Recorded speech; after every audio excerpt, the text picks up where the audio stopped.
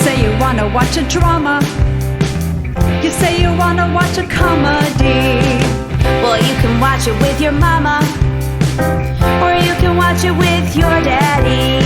You'll even sit and watch it with your middle schooler, so you can come and talk around a water cooler. We're watching all day and all night. Couch potatoes unite. Whoa, whoa. Couch potatoes unite. Whoa, whoa. Couch potatoes unite. Hello, and welcome to a brand new episode of the podcast entitled Couch Potatoes Unite! Which is based on a blog of the same name because we seek out new life and new civilizations. With our name, I guess. Yeah, that works! My name is Kylie and I love TV. If you feel the same, keep listening and or checking out our website, couchpotatoesunite.wordpress.com, as you're bound to find some common ground or something you like, for at Couch Potatoes Unite, we're all about the wonders and the unique long-form storytelling of the small screen. CPU, ! Is basking in that autumn glow and hopes you've been following releases of brand new episodes of the podcast on Wednesdays, as well as new blog entries on some Tuesdays, and as always, we have several more new episodes on the way. Because the panelists and I live lives behind our podcast, the episodes are published once per week. Subscribe to the blog or the podcast via iTunes, Stitcher Radio, and via Google Play to stay on top of brand new episodes.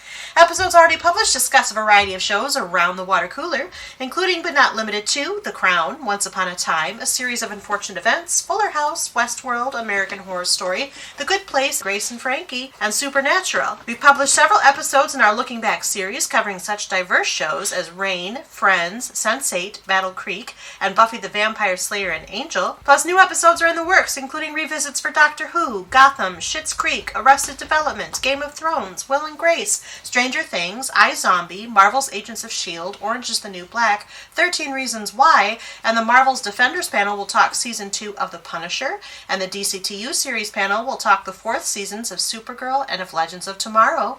We'll be launching new panels covering Jane the Virgin, The Americans, Riverdale, The Chilling Adventures of Sabrina, Altered Carbon, Mr. Robot, and Charmed. And because we look back at shows now past, we'll take a smallish look back at a short-term show from some kind of yesteryear called Freaks and Geeks. We'll don witch hats and bring out our Salem cats for Sabrina the Teenage Witch, and we'll revisit one of the all-time and most watched classic sitcoms, MASH. By the way, did you know that CPU also from time to time goes live? We've been live from bunkers and comedy shows and Comic-Cons, and we just went live from Blue Bridge Games to take a shiny look back at Firefly. Plus, we're planning more live appearances and other cool stuff. So make sure you like or follow us at our Facebook page, our Twitter at CPU Podcast, our Instagram at Couch Potatoes Unite, or subscribe to the blog, our YouTube channel, our iTunes channel, our Stitcher Radio channel, or find us on Google Play. In the meantime, if you don't hear a show in this podcast format, fellow panelists and I still write reviews, and we always seek new panelists. So if you have any interest in joining the discussion, say hello by finding us at any of those outlets I've mentioned.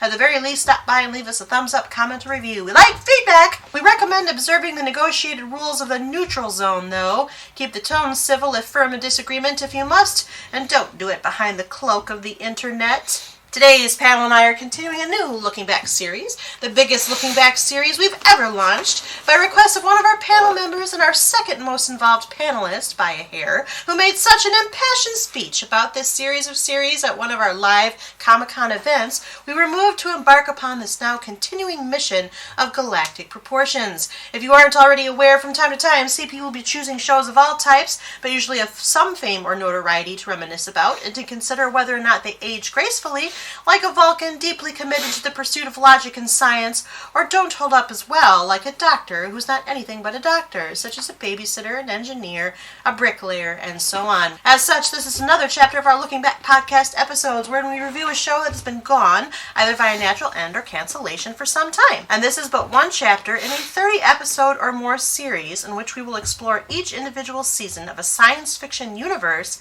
that comes back without never completely going away in cycles that have recurred for more than 50 years. Today we offer you episode 3 of this mega series, which will cover the entire Star Trek franchise. In today's third episode, we'll be discussing season 3 of Star Trek, the original series. Each new episode in this new CPU podcast franchise will progress through subsequent seasons of all the Star Trek TV series, with additional coverage of the films. Furthermore, our panel will be rotating moderation duties, though as things often work around here, yours truly, your friendly neighborhood chief couch potato and captain of of the Starship CPU, kicked the whole thing off. I'm moderating the original series discussions. Also, at various points in this mega series, we'll present top 10 best and bottom 10 worst episode lists around various themes chosen by the moderator in question, as we tend to do with our retrospective series. We start that trend today as part of this discussion.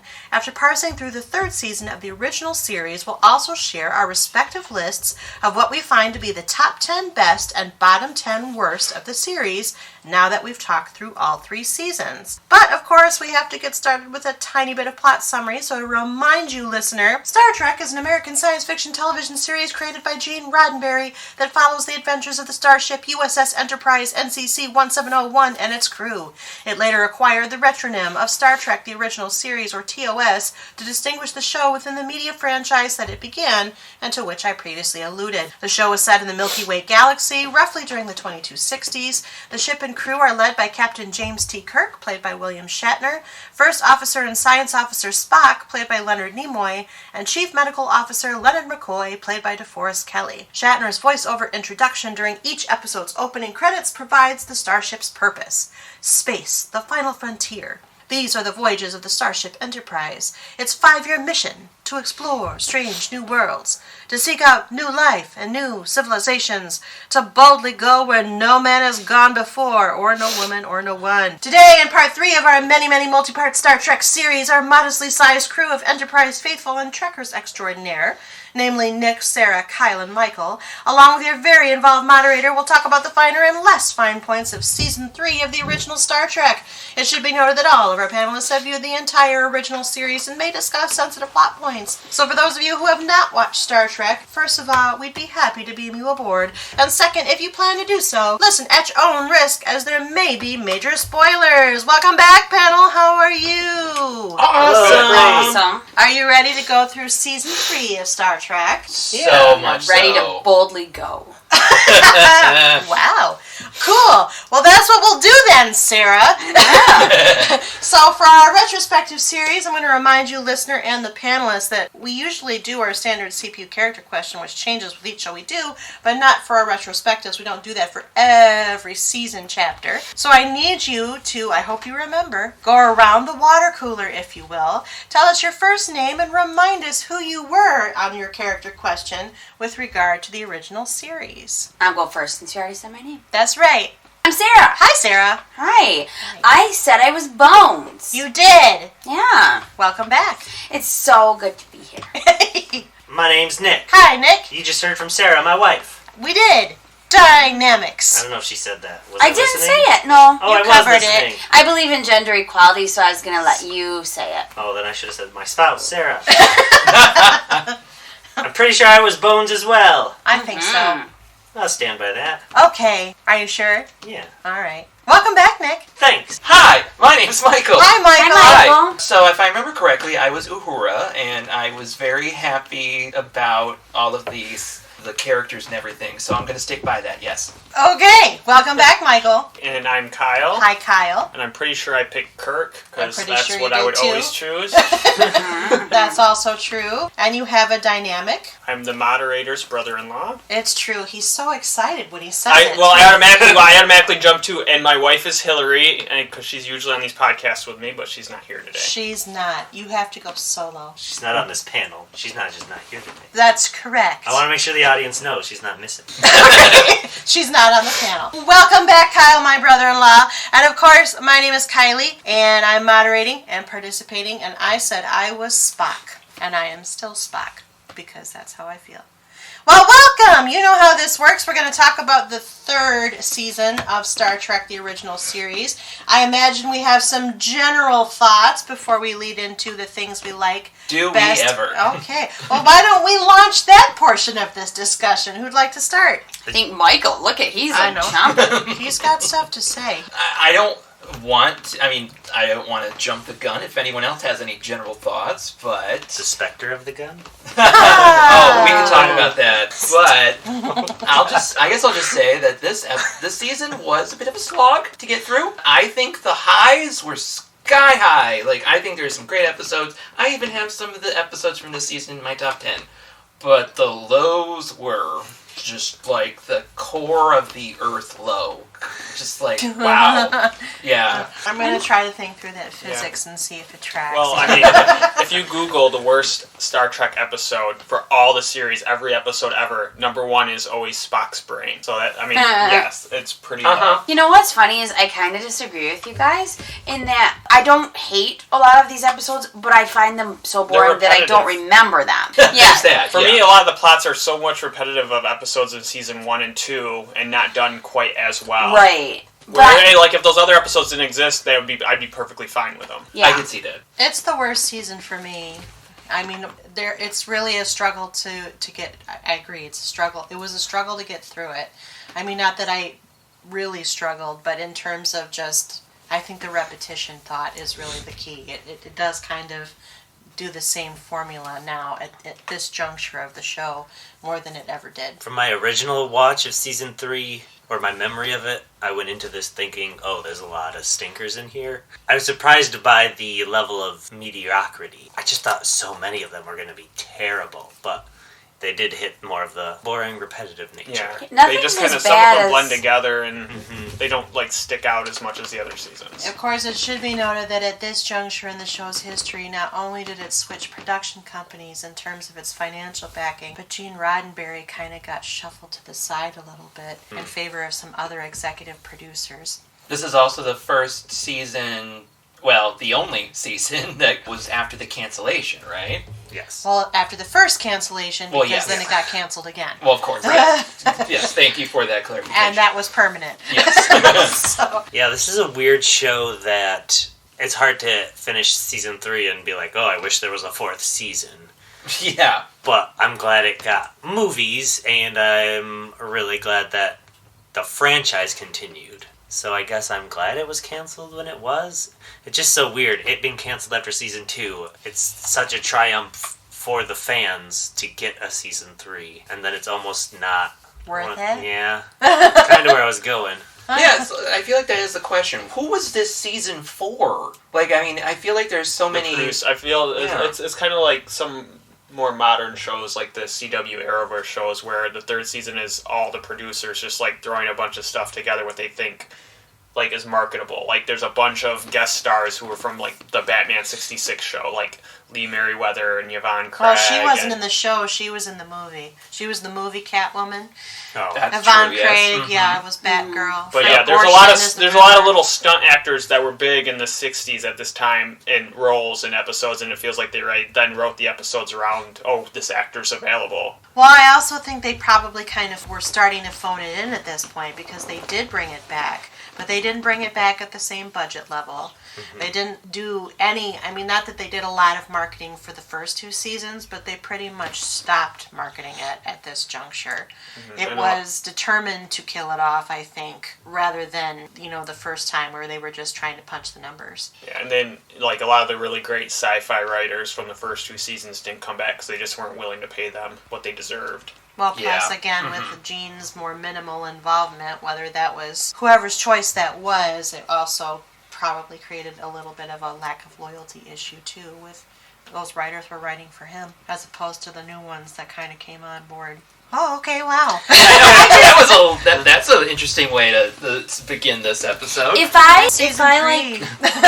if I snap and end up going to hell and like all hell is like my least favorite episodes of things, I don't think any of these are gonna be there. They're not like my least favorite. They're just not memorable. Yeah. So maybe that's worse.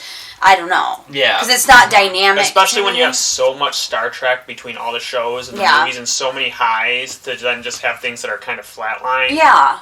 And I wanted to These sleep. are pretty stinkily memorable. Yeah, I agree with that. Mhm. I don't know that I mean, okay, we'll have to talk about it. I said kind of before we started recording that I want to hear what other people think because these are so not memorable to me that I need you to tell me, like, I need Michael to be like, no, Sarah, remember? That one was terrible. And then I need to remember it through his lens, I guess. God, I hope I don't sound that condescending. No, I'm asking you. Now Okay, is the thank you. That's a good time. point. I am a blank canvas. Tell me The your season thoughts. also has, when there's moments of things I appreciate and like, it's surrounded by some extreme ridiculousness. Yeah. Like space God. hippies. Well, Like Abe Lincoln and that poop demon. I don't think that was the name of it. Well, that's Savage sure Curtain. what it looked like. The Savage Curtain. It looked like a poop demon. So That one was a roller coaster for me because I remember when it's like the second one left, at least in the Right, order yeah. that Netflix does, and I for some reason forgot about it. But the second they showed Lincoln, you I should was have like, heard Nick. He goes, "Oh, that's what this is." I mean, in the history of Star Trek, that's one of the ones that gets made fun of the most. But I actually don't. I have fun with that episode. I love seeing Kirk paired with Abe Lincoln. that's why it was a roller coaster for I me. like the old Vulcan ancestor. Sir. Yeah, Yes, The Sir. father of logic, Yeah. and he's actually an important figure, especially going into Yes. Enterprise when you learn more of the Vulcan history with him. What was I know this is a very small point, but what was with that actor playing Lincoln? Was he wearing like? A lot of bronzer. Yeah, He's it almost up close. It almost looked like they were doing like the a Klingon blackface makeup. situation. It was dark makeup, and But you also have to remember, you're yeah. seeing it upscaled Exactly. into HD, which Okay, was that's never meant true. to be seen. So they overdid the makeup. see for that's what I rated needed to hear. television. See, I needed Yeah. to hear that because I was like, what are they going for No, you here? said that out loud when I thought it, and I- it was like one scene. It was even darker than Yeah, one- Which is a lot of leading things up too. to Like it. a lot of the stills and now of Klingons from the show in HD look Oh, a yeah. lot more questionable. Oh, yeah. than right here, Uh-huh. or even on the old VHSs. Well, in that episode, Kales is very, very dark. okay, see, this is good. I'm getting information. And, like, that's a very small point, but I was like, what do I not know about Lincoln? What am I not? Well, he actually did have a ruddy complexion. Yeah. That was one of his He was more- outside a lot. Yeah. Sure. They didn't have sunblock back then, or, lotion. I have no idea if they had lotion. Tweet at me. Let me know. At Couch Probably- Potatoes Unite! Exclamation. I Rub do- some sap At on his CP face. Podcast. Okay, thank Yeah, you. there you go. I do agree with Nick that episode is a roller coaster because I don't think it was nearly as bad as anyone might think it. Because I actually think the whole dynamic of that genocidal terrorist villain was actually Green? Yeah. is actually kind of interesting in the way that becomes rather important later It does. on too. I was gonna say that episode really does fill in the world, the whole history of Star Trek. Yeah, Yeah. it introduces Kalis and Surak, Yeah. which become things that come back later. I mean, guess- Kales becomes a character in the next generation. I struggled with just the writing, and again, I know I feel like I always pick on the poor writers, but it was almost like they got bored and gave up, and and then the evil people ran away, so you won. Yeah. Well, yeah, there's Really, that. that's how yeah. we resolved I also that? didn't I don't know. love. I get a little. I don't know. The But rock it really monster was just. kind of dumb, though. It was Like, a it was- poop demon to me. Didn't he look like a pile of poop? No, I thought he looked like a really bad rock costume, but okay. So you're gonna watch that again, and you're gonna be like, oh, I'll remember she you ruined said it. that, sure. A yeah. precursor to Armus, perhaps. Yeah, it just didn't. It was hinging on a really loose premise with he just wanted to be entertained. So that was rough for me. And don't we all just want to be entertained? And I also, when the Surak was calling out for help, I was like, it's a trap. He wouldn't call out for help. That's not him. that was Yeah. so. Like, It what? was like you called that twist. Not even really a twist, but And you then, called it. but we do find out that Kalis is a master voice actor. Yes, he was the which I thought OG was voice comical actor. as well. He could do all the voices. That's, I have nothing to add. But yeah, like I said, roller coaster. It was awesome not only seeing Kirk and Abraham Lincoln together, the way they played off each other, which it's funny because it's Abraham Lincoln from his mind. When you realize that Yeah. in that moment when It wasn't Abraham the Lincoln real. compliments Kirk and how much Kirk smiles about that. That's how you hope your hero would see you, not how. But I liked the Surak Spock relationship too. I liked seeing that. And it was fun how Abe Lincoln was like, I was raised in the backwoods. I'm going to sneak up behind them and kill them. Or whatever he said. I was like, Direct all right. quote. That more like indirect paraphrase. Indirect parry. I was like, oh, good job, Abe Lincoln. I'm glad you got some skills. But he was still wearing his suit. He was. And We're his really hat. focusing on this one episode. I Well, know, someone it's so- else can jump in here. This season does have one of my all-time favorites, which is the Enterprise incident. That's my number one. Oh, interesting. Oh, I have that on my list. I feel vindicated in my opinions. Well, I mean, I love the Romulans as villains, especially in this original series, how they were sparingly used in the build-up to them. And then, plus it ends up being important also to the whole franchise because it covers, I think, one of the first earlier to the cloaking devices and their Yeah. importance in galactic politics. And then, obviously Spock gets a lot of fun to play against the Romulan. Do you know what I liked about it? And I think this is the first time maybe it's been done in the Star Trek universe where, like, we know something's going on that we don't know, but we don't know what it is yet. Like, obviously, Kirk wouldn't just lose his mind and drive the ship into the neutral zone. Yeah. But we're kind of, like, they kind of want us to think that, but then they know we're smarter than that. And there's, again, that's like a repeated theme. Like, that's happened more, but I think... Spock did it in the glass menagerie. Menagerie. Yes, I love Tennessee Williams' Glass Menagerie starring Spock. Tennessee Williams doing Star Trek. I mean, you should hear the Glass Menagerie in its original Klingon. Yeah, I'd love to. But no, I agree. They have used this conceit before, but the reason why this episode strikes me as just so well is because they plotted it very, very well. Yeah. And then I don't remember her name, whoever plays the Romulan woman is so good in that role. She happens to have chemistry with everybody that walks into the room. So it just ends up one of their better, tighter, more tense episodes. Even though you know Kirk is probably not gone off the deep end, you still have enough of that ratcheted up tension to be like, why is it so urgent that he acts this way and behaves this way and gets everybody else worried about him? What's really going on here? And they kind of stuck to their tradition of just starting right in the middle of the action, and we don't know really... Because we don't really see it happen, right? It just kind of starts. It just kind of starts. He's ordering people into the neutral zone, and they're like, what's going on? Why are we going there? What are you doing? With concerned faces. Her name was Joanne Linville, and she started her own Academy of Acting. Wow. Acting school. Is she still around? I don't see a death date. So we'll assume maybe yes. Born January 1928. Oh, maybe not. She'd be in This her is 90s. getting dark. But it doesn't have a death date on here, and it usually does. Okay. Thanks, Maybe Joanne. she's hanging in there. This is her most recognizable role, even though she's done a lot of television work. Yeah, I feel like there's a lot of actors this season, like guest actors, that I go to IMDb to look up the episodes, and I look up, well, who's this actor? Who's that actor? That's got to be a well-known actor in the 60s. And I look it up, and the picture that they have on their page is the character they play in Star Trek. And it's like, oh, so that's the episode. That's what they're known for. But I feel like I've seen them before. But I feel like I've seen them other places. And it's probably just like they popped up in another show. But it's just interesting the way that... A lot of good actors. I mean, it was a mediocre season, actors. but a lot of good talent. There were a couple of times where Nichelle Nichols wasn't there, and there was somebody else. And I was like looking on IMDb to see why, like the last episode of the season, she's not there, and it just says she wasn't there, but it doesn't say why. So I was very curious. I don't know. Go ahead. I don't know if that was intended to be the last episode of the season because there was different air orders. Oh yeah. IMDb says it's not determined. Yeah.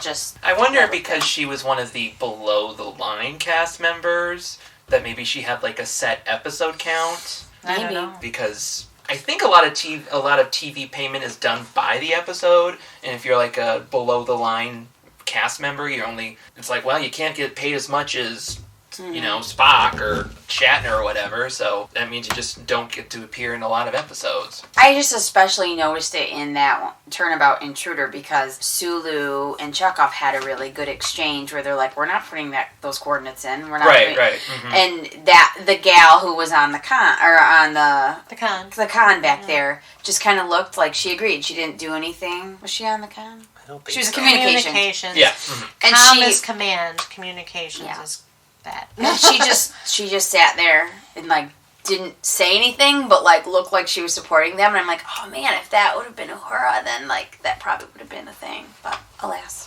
One of the episodes I found middling was the Mark of Gideon, where Kirk gets transported into a seemingly empty Enterprise. Oh, I like that episode. I didn't hate it. But there are some awesome Spock quotes. There are some awesome Spock quotes. Like, diplomats and bureaucrats may function differently, but they achieve exactly the same results. I like that episode because it's the first episode of... I feel like it's the first episode of the original series that has two separate storylines, but they're related. So you get the storyline of Spock taking over, taking command because they're trying to figure out what happened to Kirk. And I can't remember if it's the Mark of Gideon or if it's a different episode, but I feel like we get to see, or maybe it's both, where we get to see Spock in command, but he's not as good as a captain as Kirk. He's fallible in the command role, and I like seeing that dynamic. I don't know that that's in this one. Okay, This is the one where nobody can die, right? The market. yeah, the market. Okay, and they're all like. They're trying to. They're. This is isn't the one where he's transported to the empty ship. Oh, that's the Selene web. No, The one where he's transported to the empty ship is the planet that has so many people. Because Yeah, they they're don't not die. dying. Gideon, Yeah, right? the Mark of Gideon and Spock. We don't see anything about Spock being in command. They're looking for Kirk. He's trying to get a hold of Starfleet Command to be like, we need to Great. save Kirk, and they're like, no, forget about it, or he's trying, because this is the planet that won't let them transport down unless they follow their specific. So actually everybody on the ship's bridge is supporting Spock because the guy on the planet's kind of an asshole. And That's- they well, I are like the commending his diplomatic. Okay, patience. it's the diplomatic. Yeah. It's the diplomatic dynamic of Spock on the ship that I like in that episode. I actually Yeah. don't care for that episode because, again, I was like, look, you said it's so crowded, there's people everywhere, and there are in the window behind you, but all these rooms are perfectly empty, so what's going on, people? And also, like, you don't want to do population control, they don't want to have any kind of birth control, but yet you want people to have a disease and die? I don't understand your rationale, people. Yeah, that is that's why it's not one of my favorite episodes, because I have all those same logic It's a hard, they seem like easier problems to solve, and maybe it's just, they're an alien race, they're not as pragmatic, or well, I don't know, but I can't. I also didn't like the whole, the daughter randomly appears in her I Dream of Jeannie-like costume just to get his germs. Yeah, and it's Kinda okay gross. to, like, give somebody a disease Right. and make them die, but you can't prevent people from becoming pregnant. This is getting political on my part, but, No, I'm with you. But I think that's the reason I like the episode, is because I almost want to say this is the episode that sometimes gets cited when when abortion debates come up. They cite Star Trek when abortion debates? Sometimes, and I feel like this is Okay. this is the one that comes up. I've seen a Star Trek argument when it comes up. It's like, because Kirk actually advocates. It's like, wait a minute. I mean, I just find it hard to believe that they've, like, totally phased out diseases and problems if they can't develop an IUD. I don't know.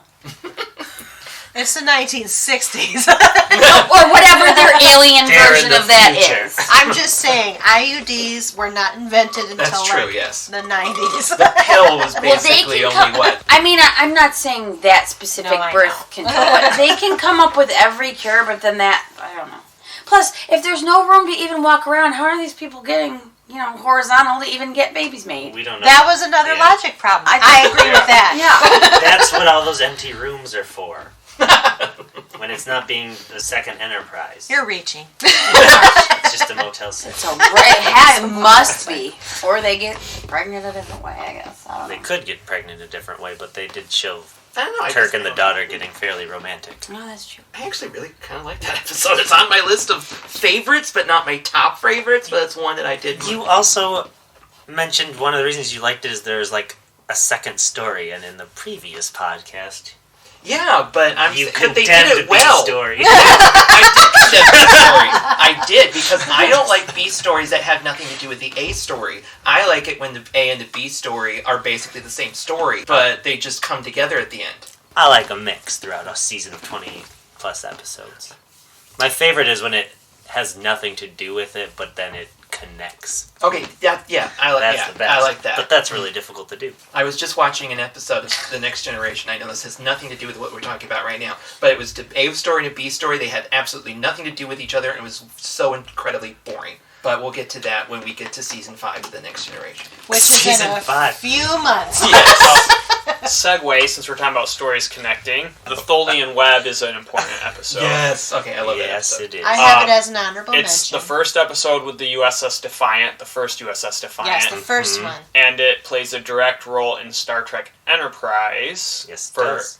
Mirror Universe episode, which is like one of my favorite episodes of Enterprise. Where we Planting meet it, seeds for the series that you moderate. Yes. Very nice.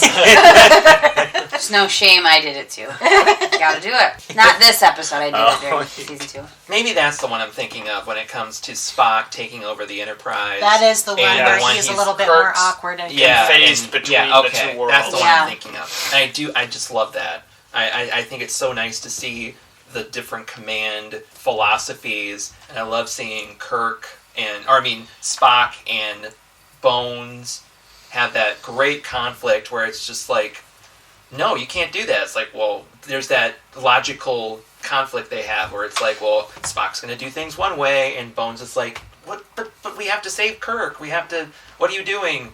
And we have to save the ship. Yeah. We're being caught in this thing. Exactly.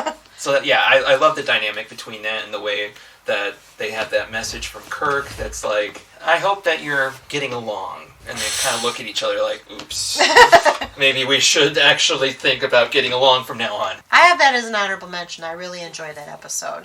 I didn't put it in my top 3, but I still really enjoyed that episode. I had to really think about my top 3 for this season. Now I can understand that. I can understand that. I had to consider it very, very thoughtfully. Do we want to start talking about favorites and least favorites? I think we should, because a lot of these episodes are going to get mentioned one way or another, and I think... It's true. And we will be doing our overall lists. So we might as well just get through this so we can go to that. Yeah? Yeah! All right. Who'd like to start? I can start because I feel like nobody's going to agree with me. We're Except doing for- least. Least or favorite? Favorite or least favorite? Whatever you want to start with. So we're doing the top and bottom 3? Yeah. Or whichever. I mean, we'll do everybody's worst, everybody's best, but whichever you want to start with. We should start with the worst. Let's start with the worst. Okay. Oh man, I forgot what this one was about, and it's in my bottom 3. Well, maybe one of us will know. That's The empath. Oh no! Seriously? Oh, they're doing those medical tests, and whatever they do, that lady feels it. And it's Yes. Yeah. It's a little tough for me. I don't can't hate talk. it. I don't have that one ranked at all. I forgot it was a thing. I didn't enjoy That's it. one of my top 3. Oh my goodness, I can't That's believe fine. it. That's okay. Well, I know, We're but different I'm people, shocked. Why do you not like it? The storyline wasn't engaging. It was drawn out too long to figure out the mystery for me, and I just didn't care by the end of it. Okay, I will admit that, there is a lot there, and that there, in the 5-act structure, they maybe only needed 3 acts, so I could see that. But I don't know. I guess I'll wait to. Should I wait to defend it, or should I defend it now? No, you can defend it. Well, if it's in your Okay. top 3, you could defend it whenever There's you no want. form to this. Okay, I just didn't want to skip ahead off the bottom 3 because I don't know. I just think, for me, I like the premise because of it's a scientific premise. They're doing the experiment. And there's that ethical aspect to it because they're essentially experimenting on a living being. And I like, even though it's somewhat problematic that she does not speak. Well, not somewhat, it is incredibly problematic. But her acting, that actress, who again, hardly ever does anything, I just thought she was so dynamically amazing in the way she was portraying the pain, the emotions of... She was an empath, and she was portraying all these emotions just so vividly, and I think because she's like the centerpiece of the episode, it helps elevate it to me. I just think she was great.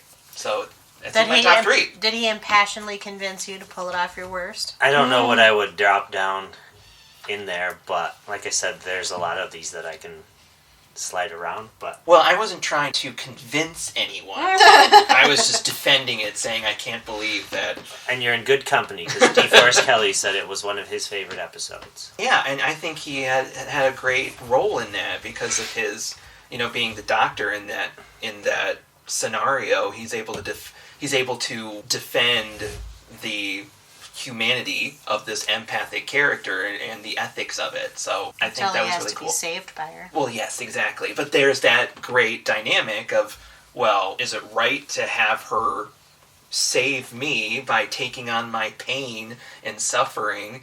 And she has to choose to do it, which was all part of the conflict. And so, I don't know, I love the ethical aspect of it, and I think they worked on it well. I think it was portrayed well. It is one of 4 episodes that the UK wouldn't air on TV because it dealt with unpleasant subjects of madness, torture, sadism, and disease. I Interesting. feel like more could be on that episode, should be on that list. There's disease in a lot of them. My other 2 least favorites, and you will definitely not convince me otherwise.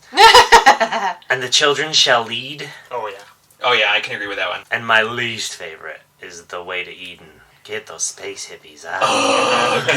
Oh, I'm putting that. I forgot about that Oh, you nonsense. hated it. One of the things I did. hated the most about it, I feel like there were some things they were trying to do that were not executed well in an overall storyline. But it just fell apart when them singing just convinced the entire crew of the Enterprise to just not care what was going on. At least there's aliens involved. At least incorporate something else Yeah. to that effect that it's swaying them. It just... Because a lot of it was our main characters, too, that, they're singing nice, so that's all I need. Yeah. It wasn't even that good. And it was... Not to be rude. It was They don't annoying. care. They're not listening. And Those it hinged, hippies. the whole thing also hinged on, well, one of them was the son of a diplomat, so we can't do anything to them. And, that was good enough to get them on the ship, but, man, it was just held together by strings. That was a disappointing episode on so many levels. I mean, for a show that prides itself on progressive ideology, to make fun of the progressive ideology of the era was kind of just I incredibly don't think they were disappointing. making fun of it. I thought they seriously Really? thought it would draw in. Yeah. Well, yeah, but I feel like That's Like they what were look at really these condescending. hippies hanging out with the crew of the Enterprise. But it Like, was incredibly condescending to hippies, I felt like. Well, you're also you're watching watching it it. through today's sensibilities. Now, I'm not going to say that hippies weren't offended at the time. I'm just saying that I don't think it was intended to be condescending at all. It was poorly executed in every stretch of It was the probably mark. non-hippies doing their best attempt to... Yeah, it's Correct. studio They were suits trying to doing- imitate imitating what Well, I what certainly they got hippies that. were. I certainly got that. I don't yeah. think the hippies were watching TV.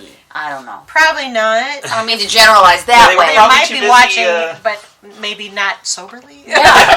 They were probably too busy probably like the bright protesting colors. the Vietnam War, so... Hanging out with Charlie Manson. Yeah.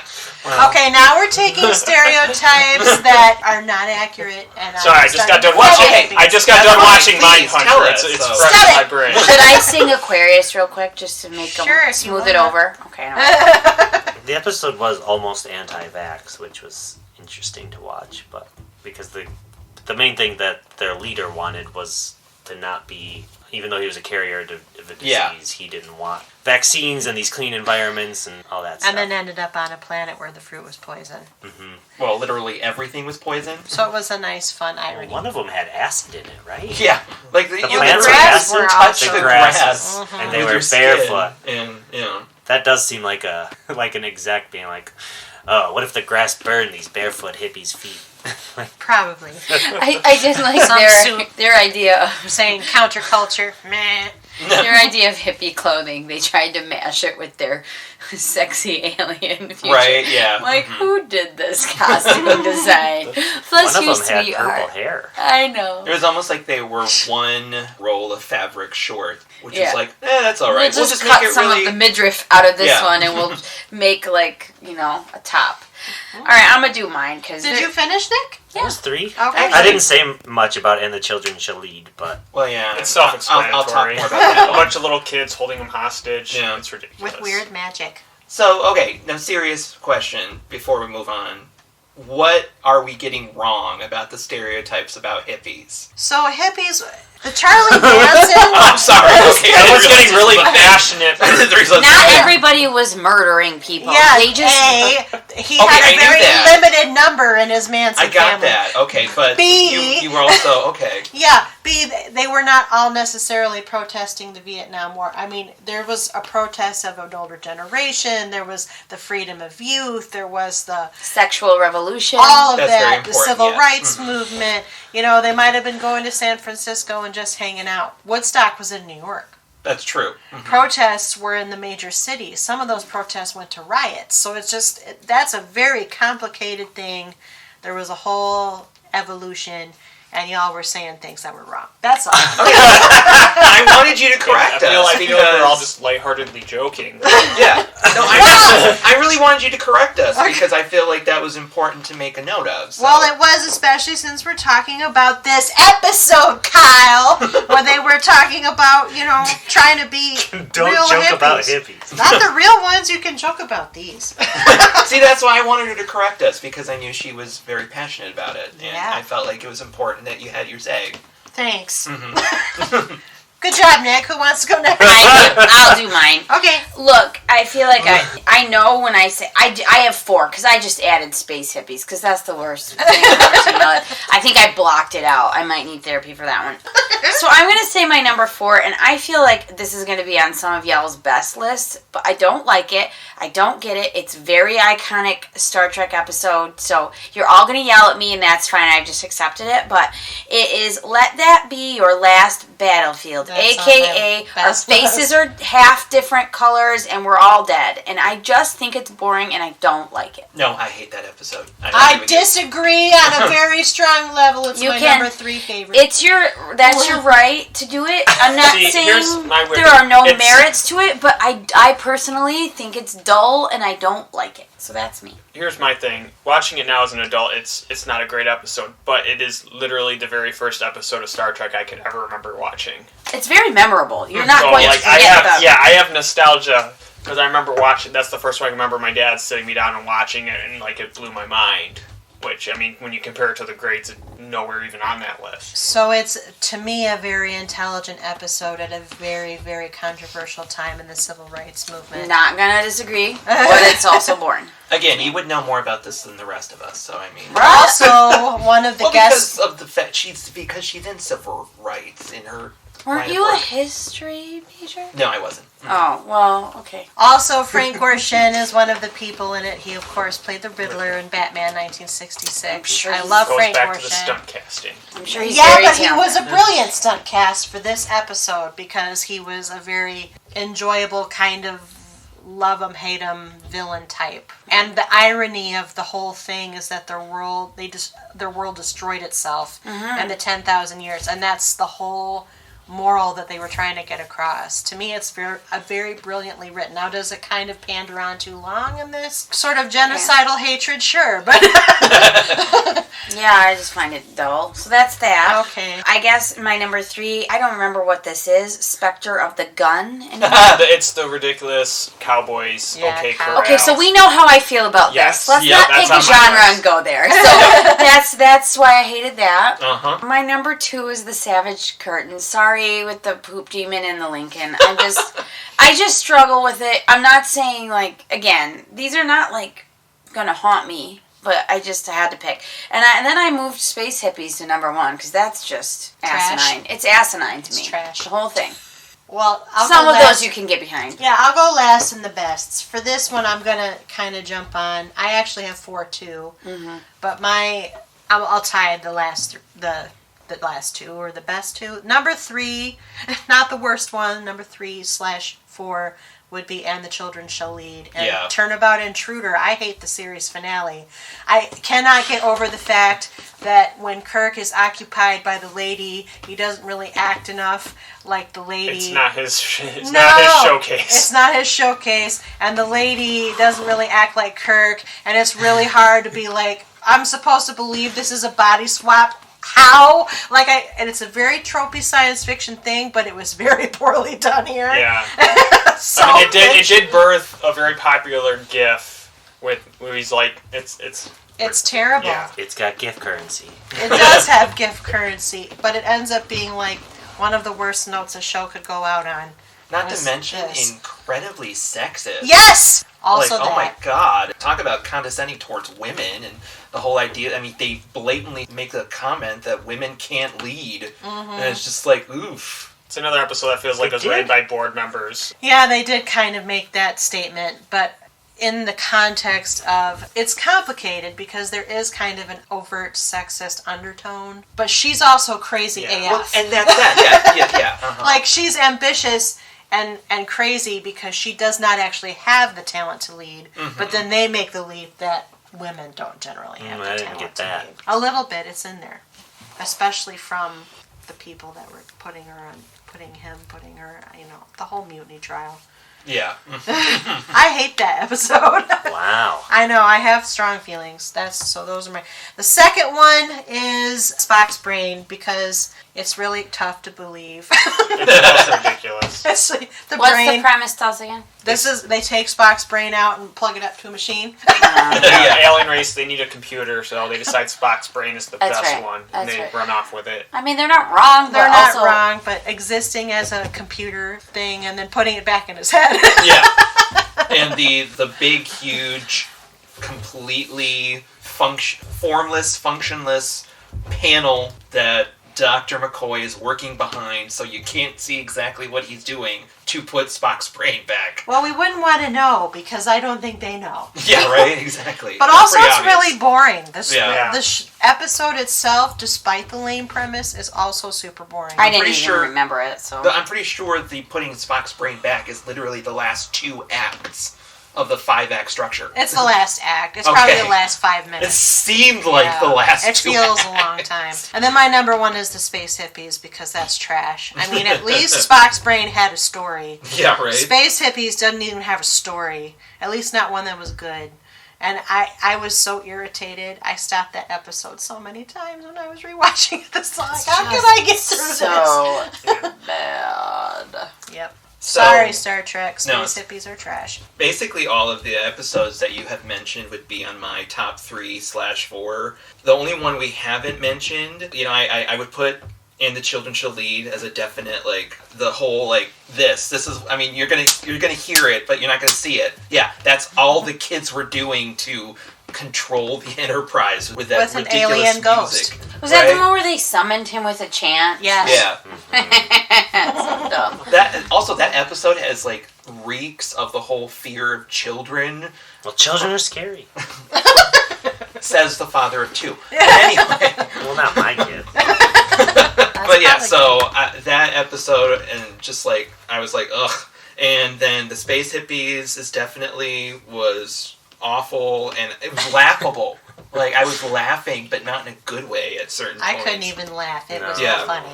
And I would definitely put Turnabout Intruder on there because of how utterly sexist and terrible that episode was. But one episode I would put on my bottom list that we haven't mentioned is the Paradise Syndrome, which is the episode where it's basically the Native American cognates of the characters, where they go down to some planet and there's and Kirk is falling in love with this native girl, and there's this obelisk type god thing that they're all worshipping, and of course they all think Kirk is a god, and it's just oh my... Oh, the one where again, he falls in the thing. I don't know if again, there's- I realize I'm probably looking at this from the perspective of a modern 21st century person. I don't even remember that episode, and nothing you're saying It's sounds when like any. there's an asteroid or something that's going to destroy the planet. There's Uh-huh. this obelisk that Kirk and Spock and Bones are all kind of looking at, but Kirk ends up falling inside of it, and then they can't find him, so they have to go back up to the ship. This is another Spock leading without Kirk situation, and then all the inhabitants of the planet are indigenous people, and they find him coming out of the obelisk, and they think he's their god. Yeah, I got No, nothing. it's low on my list. Yeah, as well. that's It's not one probably of on my my favorites, bottoms, but only... I mean, again, I'm looking at it from a 21st century perspective, so obviously it's really... I'm looking at it from the perspective, it's oof, wow, all this... The depiction of the natives of this planet is really racist, but people back then probably didn't realize that, or they were overlooking I mean, it. look at the cowboy movies from the 60s. Exactly, Yeah, What I are you don't... going to see? Yeah, I mean, it's not as problematic as some of its contemporary pop culture entries. That's true. Except for the fact that there were clearly white people playing Indians. Yep. That's that is probably true. the only thing. And... They were trying for something. Can I make the bottom 5?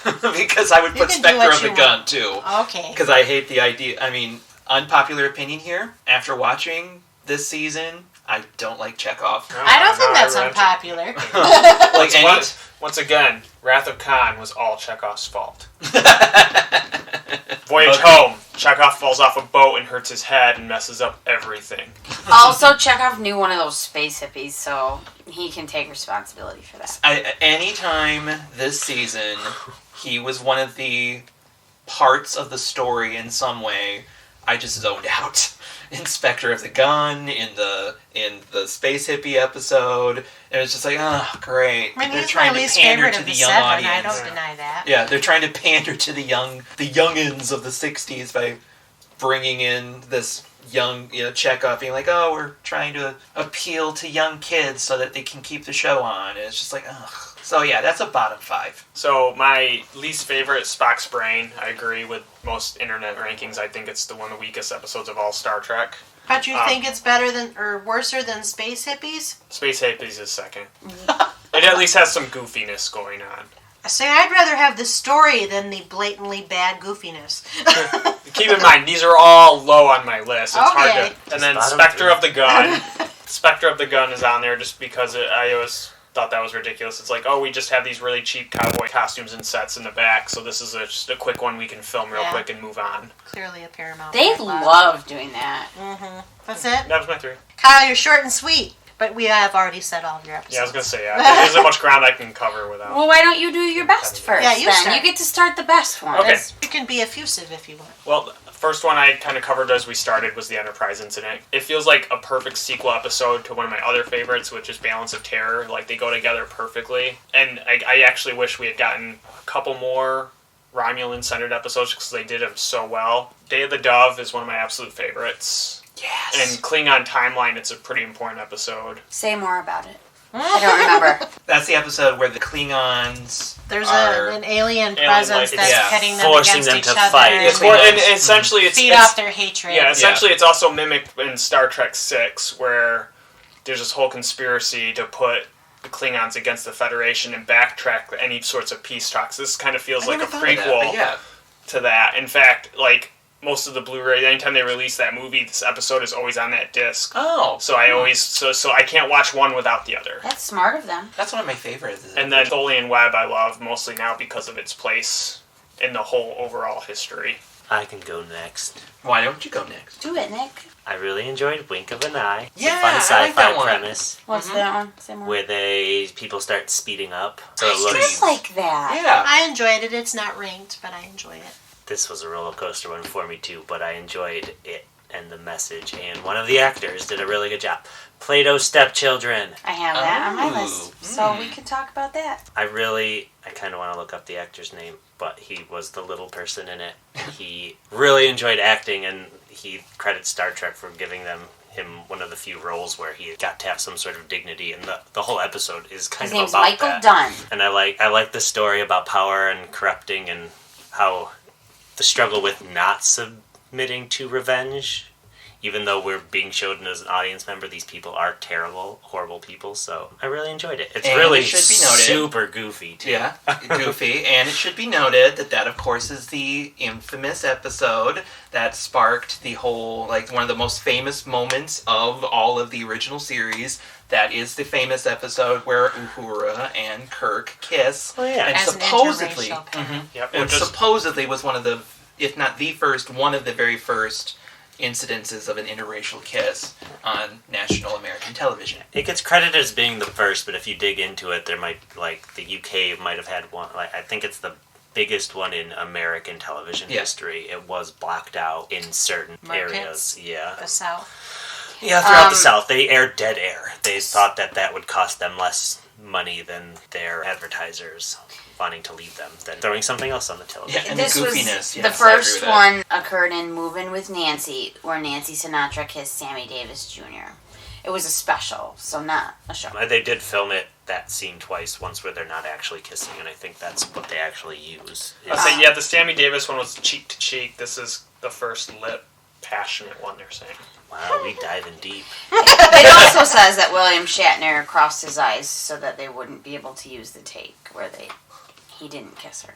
Yeah, Oh, I thought they they had a did bunch that of different takes, ones where their lips didn't touch and stuff, and they purposely messed up every single take, so they had to use the one where they were actually kissing. I mean, Shatner can be a pretty huge jerk sometimes, but at least he used it for good there. You got to kiss Have you his followed lady. him on What do you... Twitter? I don't. He The is cranky old man. a cranky old man. He engages his followers and gets into it with them. It's pretty interesting. Sometimes his tweets pop up on my feed because I follow almost every other Star Trek actor. And when Carrie Fisher was alive, they had something of a Twitter war going on. And that's what actually sparked George Takei to start the Star Alliance, which is, we can like Star Trek and Star Wars, it's okay. Lots of people do. Oh my. Oh my. Was that your 3? I thought No. there was only 2. I'm bracing myself. Okay, I really enjoyed the Turnabout Intruder. Oh, yeah. I did not find it as problematic as It's you guys. problematic, Nick! Oh, the listener couldn't see that Kylie was like burying her head in her arms because she was so upset at the fact that this has happened. I feel also like- enjoy that episode. I find it to be very interesting. Dynamics. Listen though, honestly, and I'm going to defend what I'm about to say, and I think if you go back and listen to the first 2 episodes that we've recorded, what I'm going to say tracks. I don't find this any more problematic from a sexual politics standpoint as any of the other episodes. Okay, and I I will can see maintain that, that. Yeah, I never had a problem. problem with that. To me, it's just Shatner's acting is the Yeah. Oh man, I love it. Every For me, single time. the sexual politics thing is like the cherry on top of the sludge that is already this body swap storyline I and love it. 2 people who are not handling the other character very well. But don't you love Bones and Spock? I always love I love it. Bones. When they're I always like, love I love Bones, Spock. Spock, Yes. Scotty, Sulu, and Chekhov in this one. I and hate Chapel's got some Uhura conflicts isn't going in it. on. And brown hair. I mean, what's I not to also- love? Yeah, what happened there? Yeah. In a sea of boring and blah, it is the first one after like 10 in a row of I don't really care what's happening. Like I was actually engaged in it. Fine. We'll do- agree to disagree. Yes. This is a universe where I also enjoy B'Elanna Torres and Major Kira and Captain Janeway. So He I feels don't okay feel about bad liking it. this one. He supports the women, guys. Okay. As we but all should. Those ones are good. So more than makes up for this bad one. All right, here's mine. You ready? I guess Yes, so. totally. One of them is Turnabout Intruder. One of them is Plato's Stepchildren. Here's my honorable mention. Eliana of Troyes. I don't know why, except I find that actress a very talented person. Yes, she was great. And it made things very interesting for me, even though there were points where I was like rolling my eyes. But Yeah. again, in a Okay, sea yeah, of it's not vanilla, perfect. this one was not vanilla. So I gave it an honorable mention. I also honorably mentioned All Our Yesterdays. That's where they go through the... Which is the episode before Turnabout Intruder, which is what I was going to say before I said that's fine. where they go through the portals and Kirk's going to be burned as being a witch, but then the men are in that, like, frozen tundra with that girl and she lies and... I don't know, I Spock just... is reverting to an ancient Vulcan state, which is emotion-filled and... Yeah, I thought it passionate. was interesting, and I liked the conflict of, like, you both have to go through together, so no matter what you think, Spock, you have, like, don't be a jerk, like, do the right thing. Which they had already set up that if he didn't go through, he would die. Yeah. Because he wasn't. He wasn't conditioned or whatever. But I can't blame her for lying, because who wants to be alone there? Anyway, my number 3 was the Enterprise incident. My number 2 is Plato's Stepchildren. And all I can say about that is the only episode that I remembered from, like, our first time through watching. I know that sounds crazy, but I was always like, Nick, where's the one where they kiss again? And he's Well, like... that's the incident that everyone It's coming. remembers. Yeah. Also, when I watch it, I can barely watch it because it's so embarrassing. Oh, all of the acting. Well, like, Christine is so embarrassed that her emotions are just, like, brought to the surface, and she's, like, telling Spock, basically, that, like, oh, it's so embarrassing. She always wanted it, but not in that way. Yeah, and, like, Nichelle, or, I always say her real name. Nichelle. Uhura is like, I'm really scared. Like, I'm not ever scared when we're on missions, but I'm really scared right now, and I need you to, like, help me. And Kirk's like, I can't. Like, I'm sorry that... Oh, it's such good acting and writing. And that actor, Michael Dunn, who's the little person, and his acting is so good. And he's like, just take me with you. Oh, so good, people. My number 1 favorite is Turnabout Intruder. And you can just go at it with me, but Kylie's so mad. I find it fascinating. And wow, I'm shocked that we're having so much difference here. look, again, as we're saying it out loud, maybe I don't like it as much as Plato's Stepchildren, but I can't. That was what I thought when I made the list. Yeah. I mean, you shouldn't really feel like you should apologize. Oh for. no! I mean, Don't you like what you apologize. like. Don't apologize. Yeah. I'm a self-conscious person in my likes because I always like the episodes that are like. I remember in X-Files, I always like the Monster of the Week. I never like the plot-driven ones, or like, you know, Kyle. You always pick the ones like this set up the whole thing, and I'm like, meh. I like the one where they kiss and everyone's embarrassed. I don't know. Those But are the I get ones. it. With X-Files, that's how I feel. I like the ones that like don't connect. But then for some reason with Star Trek, because I feel such a connection to the whole history of the world, that then those ones stick out to me. Yeah. I was the same way on X-Files. I loved the first season of X-Files because it was all Monster of the Week, and then at the very end of the season when they introduced the whole alien thing, I was like, ugh. Of course, I was like, what, 11 or 12 at the time, so I don't know. I feel like I disagree strongly with the sentiment, but that was for our X-Files podcast, which we already did. Yes, that's true. But now people that didn't listen to it are going to hear us, and they're going to be like, hey, let me download that. That's true. Please, Like, whoa, well, they did it's how not in many our episodes iTunes of an feed right X-Files? They can YouTube, right? They can YouTube, or they can go to the Internet Archive, or they can go to couchpotatoesunite.wordpress.com and search in the upper right dialogue box. Yeah, we did do a 5-part retrospective on the X-Files, and then continued it with the 2 new seasons. Yep. But And if you like sci-fi like Star Trek, you're definitely going to You're like gonna love X-Files. it. yeah, We and recommend. I was the one who liked all of this conspiracy episodes. You always do. Yeah. Like, you always remember. all of the things, because I was like fastidiously tuned into them. But I do like Monsters of the Week. Funnily enough, aside from the Enterprise incident, which does have ramifications, in my picks from this season, it's 2 of the standalones that don't really have anything to do with anything. I had 4 top favorites, but I think the 3 I would pick are definitely Selene Webb. I love that episode. It's probably the best episode of the season in my opinion. So that's probably my number 1. I would put All Our Yesterdays as number 2. I think that episode was so great. I also like time travel episodes. And I like the fact that this is a time travel episode on another planet. So it's not in Earth's history we're going back in time to. We're going back in time of this planet's history. And that you don't see in a lot of time travel episodes. Granted, it was a lot of cognates to, parts of Earth history, like, the Kirk's era that he goes into is obviously meant to be like, 16th century England or whatever. And, there's the Ice Age that Spock and McCoy go to, which are obviously very close to Earth cognates. But I don't know, I just like the fact that it didn't have to be beholden to Earth history because it was another planet. So that's probably my second favorite. Plus, I just think Mariette Hartley in that episode is freaking hot, and I don't say that a lot because Under her fur, she's wearing like a sexy Star Trek outfit. Actually, she wasn't wearing a lot. When Well, they she's were like, dating. there's a hot spring under us. All right, Yeah. whatever. and I recognized her from MASH, and I was like, ooh, I remember her from MASH, and that's also one of my favorite episodes of MASH. So anyway, I don't know, Mariette Hartley, I don't know if you You're heard the amazing. corrected thing in the conversation. It wasn't top lusts. Yeah. Top list. thank you, yes, there we go, top list. How is that going to stay in? I don't know. We're making reference to things that listeners don't know about. A peek behind the curtain. The savage No curtain. context. Behind the couch.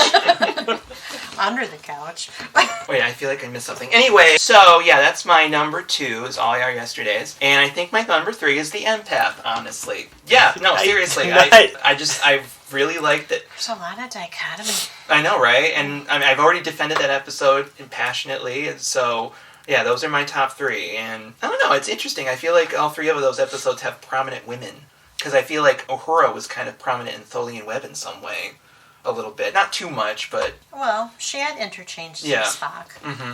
And she had to do a lot of communicating to Starfleet Command and Yeah. so on. Mm-hmm. Which is what she does. Which is what she does. is good at her job. I'm going to have to rethink Plato's Stepchildren based on your impassioned top 3. I feel like that, I need to rewatch it again. Yeah. After listening to your You're guys' going to feel opinions on that. embarrassed. Uh-huh. I do. I- it I is- feel their shame. Yeah. I is- like it. I don't It is really. extreme. It is the goofiness of Star Trek to the Yes, the extreme. goofiness but, there. but the extreme But that's a lot of its emotions charm and and moral, Mhm. the moral story that they're trying to tell about slavery and treating people as equals. And people with disabilities, because he didn't have the ability to have the powers. That's right. Mhm. Mhm. And he, I like the line where he said, "Are there people like me on your planet?" And Kirk was like, "Well, what do you mean? Like, there's all kinds of different abilities. I don't know. It's good. That's one of the ones I like. I don't necessarily like, but I don't necessarily dislike because of the things you say. Like the foundational story thread could be very fascinating, but then they do put the silliness on top of it, and it's kind of really the kiss Capital is like, A acting. Yeah, the kiss scene is actually the best scene in the whole episode. Oh, it's so because it's tense. Yeah. But then everything around it doesn't match, so it's really hard to kind of like, for me, be like, yeah, that's a great episode. It has William Shatner acting like a cat. Oh my gosh, that's amazing. And Spock is dancing around. It's Yeah, awesome. that lost me. They did a jig. I don't know. Great. So my top 3, 2 of them, well, aside from the one that I had to impassionedly plea against, one of them's not been mentioned at all. I have honorable mentions for All Our Yesterdays, Day of the Dove, and the Tholian Web. So all of those 3, and for all the reasons you mentioned, I thought All Our Yesterdays stood out. It was one of their most unusual episodes because it was time travel in other dimensions, this library. There was a lot of mystique to that episode, but it does kind of drag, especially in the witch hunt phase of the episode, so that's why it's only an honorable mention. And Kirk really struggles to beat up that old man. Yeah, not too much. And he throws the punches in all the other episodes. That is it. But it's usually one karate chop and they just pass out. It was cool how that guy, like, were there 3 of them, or was he just shoot? It was cool. Yeah. Day of the Dove I have as an honorable mention because it's the Klingons, and I like all of the episodes with the Klingons in it, but this is not the best one for me of the Klingon episodes in the original series, just because it feels a little ham-fisted with the hate monster. And then the Tholian Web is very well written, and I almost put that as my 3rd one. I went back and forth between that and Let That Be Your Last Battlefield for all the reasons I said. Yeah, it is a little sloggy up until the point, but the punchline is just so good on that episode. It holds ramifications to the now of politics, even. And so it's one of the... I actually quoted it on my Facebook the day I rewatched it. I remember that, yeah. Yes, because it... I'll read it. Let me see if I can please find... do. Well, I'd have to find it. I have to reopen the window. I can't remember the quote. I'll look it up and I'll put it in the website content around this. It's just, it has a lot of reverberations throughout the decades to come. And yeah, it's on the nose with the black and the white and the white and the black, but I really enjoyed it. My second favorite is For the World is Hollow and I Have Touched the Sky. This is the one where Bones is thinking he's going to die, and so he stays on the planet. It's a Bones-centric episode, and it's one of the few, and I love him so much that I just enjoyed the acting in that and everything. I thought the planet was really interesting as they tried to woo him to stay, and this was, well, it wasn't a planet, it was the ship, the planet within the ship. I thought the story was really good. It wasn't repetitive to some of the other ones. Oh yeah, here's the quote. To expect sense from 2 mentalities of such extreme viewpoints is not logical, says Mr. Spock. And that's exactly where we are right now. Yep. And then my number 1's the Enterprise incident, because it's clearly the one that's the best. I'm going to have to rewatch that episode, because at the time I watched it the first time around, I think I may have fallen asleep during it. It took me two sit-downs to actually watch it, so I feel like that, to me, made it, like, unmemorable, but I also probably wasn't putting 100% effort into watching it, which might be why it's not on my list. So I think I'm going to have to watch that one. Also, I'm not a huge fan of Romulans. Again, unpopular opinion. But anyway. You do get some good Scotty in command scenes. Yeah, you do. In that episode. Alright! So that's everybody's top 3, worst 3 of the 3rd season. Is there anything else that you want to say about the 3rd season before we start talking about our overall lists? I don't know if this is a before or after our overall lists. Are we going to do, like, thoughts on the show as a wrap-up, or Sure, overall? If you want. Now or at the end? Well, whatever you want. There's no ceremony. You're bringing it up, so I'm assuming it's probably best to bring it up now. Yeah, pretty much. I have to say, and maybe this is why there's a lot of disagreement from like my favorites and least favorites, but the original series is, when people ask me my favorite show, Star Trek show, I almost said X-Files show, it's hard for me to pick, but it's always like, I really enjoy Next Gen, Deep Space Nine, and Voyager as like a whole. That is just one show to me that I like watching. After rewatching the original series, this one still, it's going to be a long time before I rewatch it. Like, the best of its best, it's still hard for me to watch and really enjoy. It's the show in general, or just... Yeah, the show in general, not just season 3. It's not my favorite of the Star Trek series that I've seen. It's not my least favorite. I enjoy rewatching it, but I don't rewatch it a lot. I rewatch it mainly because I just enjoy Kirk, Spock, and Bones as a trio so much. Mm-hmm. That's what sets it apart from the Star Trek that are to follow. They were three such very charismatic actors that had a lot of chemistry that translates into the films. Yes, that's my perspective on it. The original crew Star Trek films are like always on my list of favorite movies. Mm-hmm. Like they're very important to me, and so with that connection to how great those are, it elevates even these cheap, kind of boring episodes because I love these characters so much that I feel like they're a part of my life. But back to season 3 specifically, I feel we have less of those moments between the three of them. And when we do have them, they don't quite land. It's almost like, well, this is, I think, what people like, so we'll have an exchange here. But they don't have those nice buttons to wrap things up as well as they did in the first 2 seasons. Yeah, I still feel like we didn't answer that question of, like, who is this season for? You know, I mean, or maybe we are answering it, but I guess that's just my overall question about the season. I think it would be a hard question to answer because we are in 2019, and so it's hard to guess what demographic. True, yeah. I mean, they were going for their fans that they had, and maybe trying to get new fans so that they didn't get canceled again. But it's hard for us to imagine what those people, what their viewing preferences were. Because, I mean, they didn't have a lot of choices in what they watched, you know.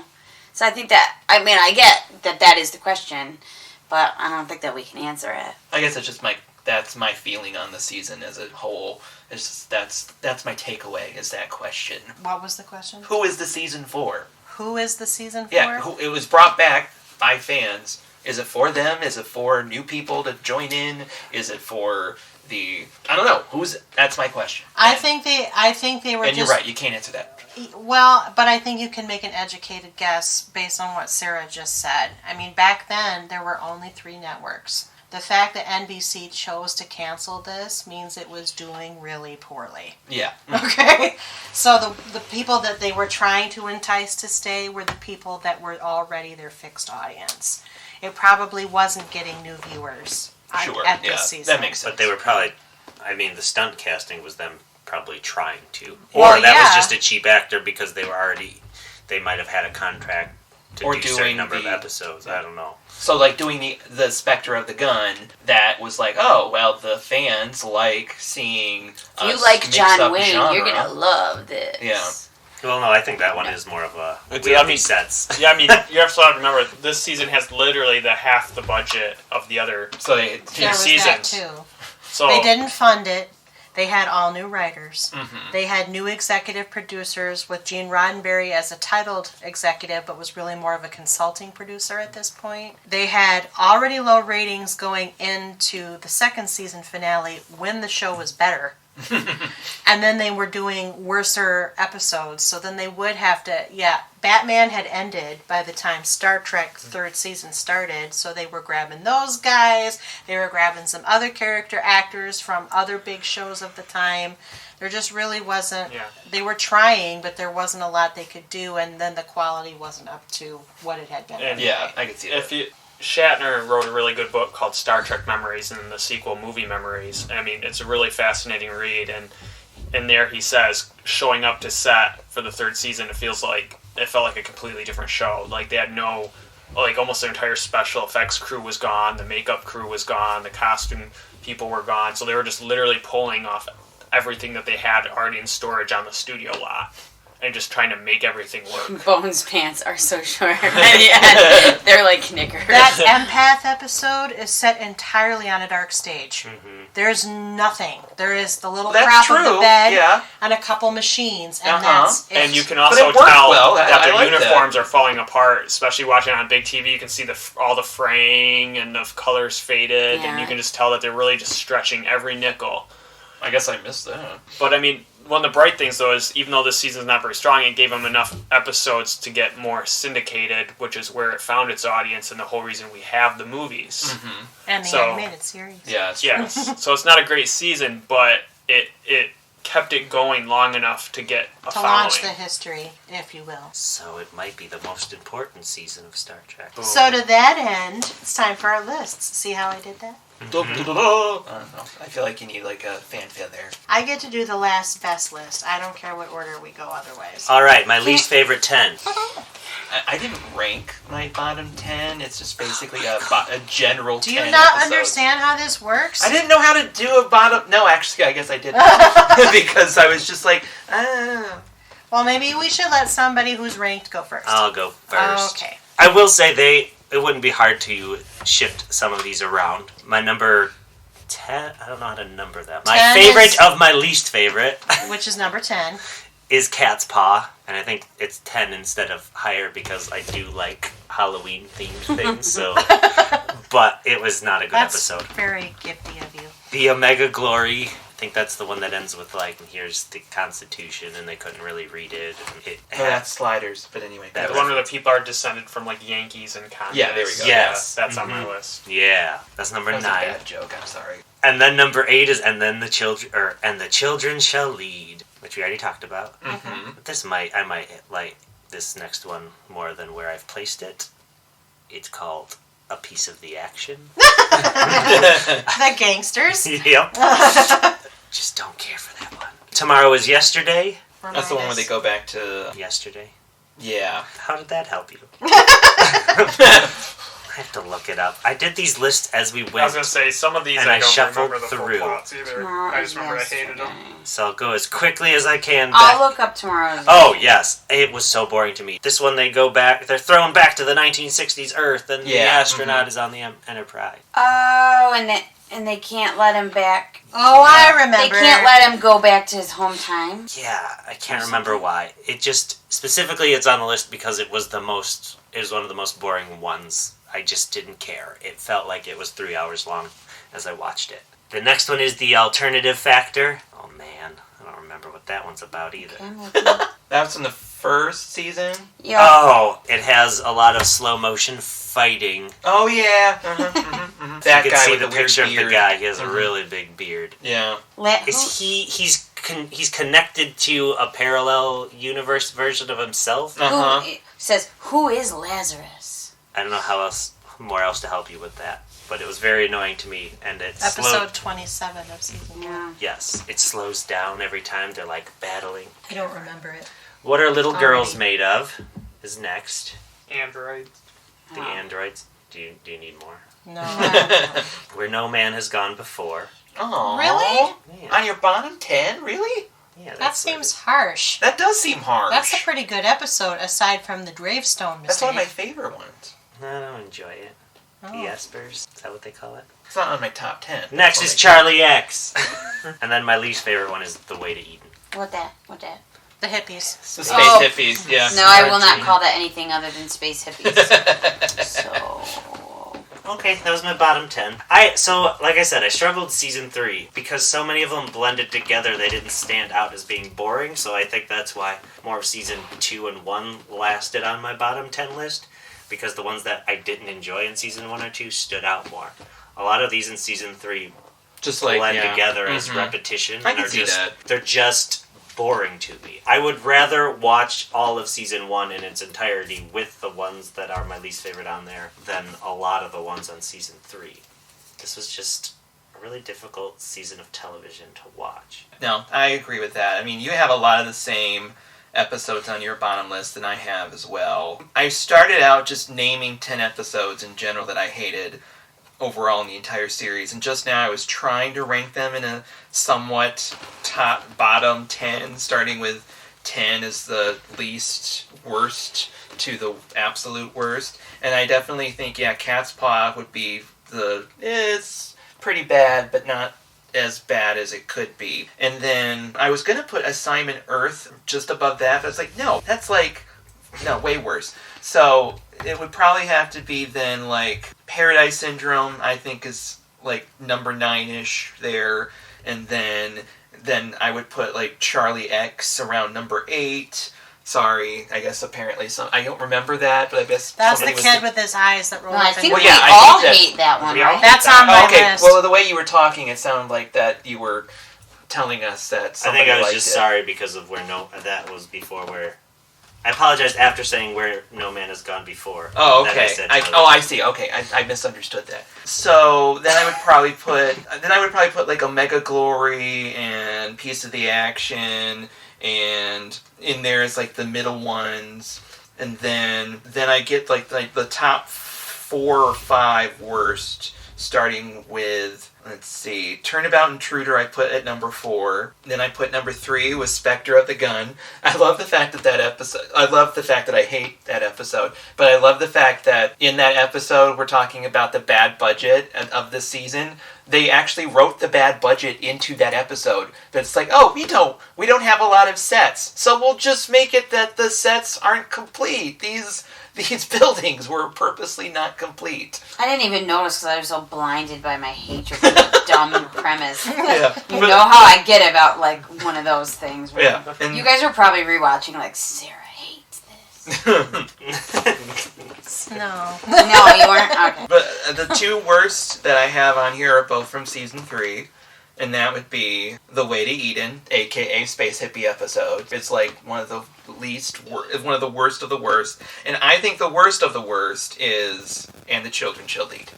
I was just so utterly bored of that. I don't know if it's because I'm a father. It could be because it's like, no, I don't like the premise of fear of children.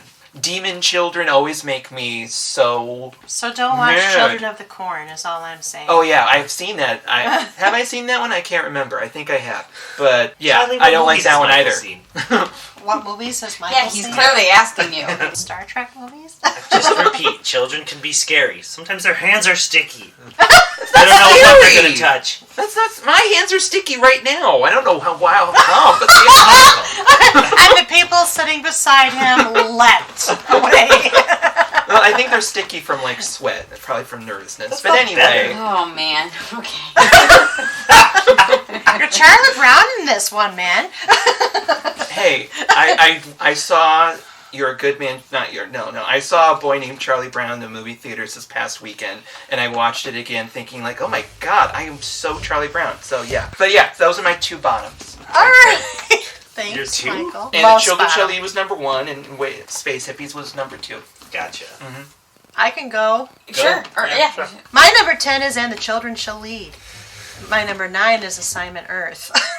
My number 8 is A Private Little War. A Private Little War being that one where it was the really... One of the many ones where the friend of Kirk is taking over an alien society, I think, right? No, that's the one with the woman as the witch doctor. Oh, Yeah, blah. that is- It's That terrible. is a stinker. It's no good. Now I have to look that one up because I don't remember it. Number 7 is The Conscience of the King. I know Kyle had, we get Kirk's backstory in it, but it's so savagely boring. The Shakespeare one, Oh, yeah. I can't get into it. Number 6 is Charlie X. Number 5 is Mud's Women, because, he's running a harem. All I gotta say. I mean, you need villains. Yeah, but his second episode was better than that one, and I The didn't like sexual, it. again, the sexual politics in that one are if you already Atrocious. don't like what's going on, you have to be pretty, and you have to take this pill, and you have to get married, and it's very, bleh. And I grant you, I'm watching it through today's eyes. Yes. Yeah. But it's also just kind of dumb. And then number 4 is A Piece of the Action, The Gangsters. Number 3 for me is Cat Spa, because even though it's a Halloween-themed episode, that does not redeem it. Number 2 is Spock's Brain, because brains can't go back in heads. And number 1 is The Space Hippies, The Way to Eden. Glad we agree on something, guys. We'll probably agree more on the bests. Yeah. Okay, so I will go.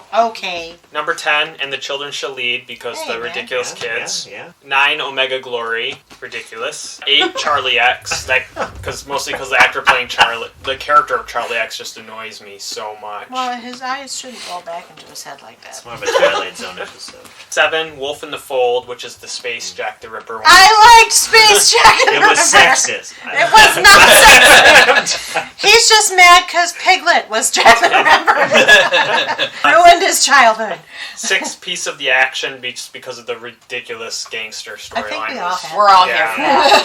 Yeah, right. Then Way to Eden, obviously Space Hippies are universally terrible, as we've established. Then I put Turnabout Intruder, mostly just because Kirk's acting is Kyle, I'm with you. terrible. That's why it's up there. It's so enjoyable. Then number 3, Assignment Earth, mostly because I know it was a backdoor pilot. Like, I can't associate it with the rest of the series. He will not associate it with the rest of the series. Well, Thank it's you. hard to do that. I mean, how even if he wanted to. Then Spectre of the Gun, because just how cheap it is and how it's very obviously them on backlot sets with cowboy But outfits. Chekhov gets some. And then number 1 is Spock's Brain, just because it's the most At least ridiculous. that one had a story. Space Hippies didn't even have a story. It's so weird that one is known as one of the worst episodes, and the whole Spock being remote controlled thing. Like, Oh, yeah. Deep Space Nine was like, well, why don't we do that in an episode 2? Oh. Obviously, it's a Ferengi comedy episode, but they accidentally kill a Vorta and I love the fact control that him with things. I love the fact that that's kind of a Star Trek subgenre. The What's up? Ferengi comedy episode. That was just a Deep Space Nine thing. Yeah, Here's mine. Number 10, Mud's Women, because blech. agreed. Number 9, Charlie X. I'm not going to get any complaints on that. Nope. Number 8, Cat's Paw, or Cat Spa. I don't know how to connect that word, but it's maybe I It is don't a think spot I for remember cats. that episode. Which episode is that? You're You're like lying. a There's- Elvira-like lady, and she changes to a cat. There's a bald guy with Okay. a wand, and then the I think cat I was grows- mixing it up in my head with Assignment Earth with the cat that With the turns cat, into a woman. yes. Yeah, That is season- the second instance. of Yeah, the so cat I think in I blended the same 2 episodes together in my head. No, yeah. They're both bad. There's 3 witches cackling. And I love cats. Spookily. You love cats. We all love cats. Yeah. No, not the musical cats. Can we be clear? Oh yes, I No. hate that. We like the actual animal of cat. That's Yes. correct. I just Yes. wanted to clarify, because... Okay. So no disrespect to the cats in these episodes. No. It's all the people. No, their acting was The great. existence of Cats the musical makes me think we're not on Earth Prime. I'm not arguing with you. That's a terrible musical. All right, number Well, 7. let's be Earth 23 or I- 32 or whatever it is. Number 7, I put the Savage Curtain because Abe Lincoln and a poop demon, and I just can't with that. Number 6. That's not a reason. Those 2 reasons. I think it is.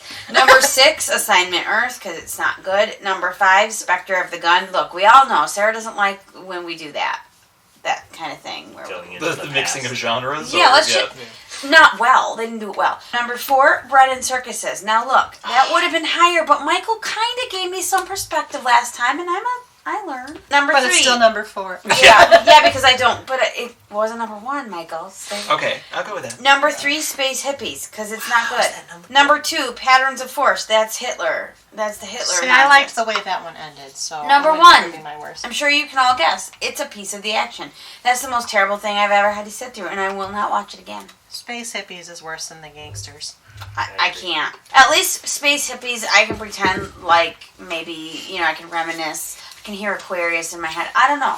I can't do it. The Gangsters, it's just so bad. It's really bad. I give And it to you. It doesn't serve the characters well either. But at least there's sort of a plot to that one, too. Everybody's giving Space Hippies a lot of pass for almost no plot and a lot of music. It was pretty high That's on my mine. least favorite. Okay, everybody but Nick and Yeah. myself. See, we agree sometimes. Fun fact about that Space Hippie episode, Charles Napier is in that episode. He was Yes. a noted voice actor and character actor for many, many, many decades. And actually, all of the songs, well, not all of them, but most of the songs that he sings, he wrote himself. But we all make mistakes. And I'm not Yes. mad at him, but I just think it's bad. Okay, I'm going to give my top now. Okay. Because I went last, so I'll start us off. How's that? Sounds Sounds like nice. a great idea. Perfect. Number 10, I put, is there in truth no beauty? Ooh, I like don't that remember episode. what that is, but it was ranked. I ranked No, mine. that's That's I a love season that 3 episode one. actually. Yeah, that's the episode where they have that alien ambassador in the box, which kind of weird. Yeah, but- Diana Muldaur. Yes, I got it now. No, I actually really like that Oh, episode. right. It's She's a the one, Medusa. basically, where she's she's blind. But- Yes. So she She's can blind, look in but the they box. We don't know. We don't know that. Yeah. And but that is a pretty good episode. I don't know why. If And that, that's a next gen episode with Wesley Crusher that's kind of similar. There It is. feels like they play off each other. and that wasn't on my top 3, but I think it might have beat one of my top 3. Look, I was really tired. But I enjoyed It's that in her one. top 10 overall. I think that's but it got wasn't some the top good three of the season. Spock Yes. stuff going. There is I some agree. good Spocks. Spock actually has a lot of good scenes in season 3. That is true. That is very true. My number 9 is The Devil in the Dark. I think that's the one where they're killing their Horta. babies. Horta. Horta, yes. Yeah. Silicon-based life form. Number Doctor, 8. not a bricklayer. Yep. Number 8 is Plato's Stepchildren. You're gonna murder me, but number 7 is Turnabout Intruder. I won't murder you. I might judge you a It's all lot. personal preference. Yeah. Nobody can really Yeah. judge I'm not it. laughing because I'm laughing at that idea. I'm laughing at the. You guys all had it on your worst. I know, right? Yeah. Number It 6. wasn't on my bottom worst, but I am, yeah.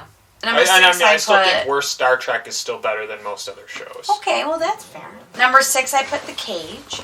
That's the pilot, the original pilot. Number 5, I put The Menagerie, parts 1 and 2.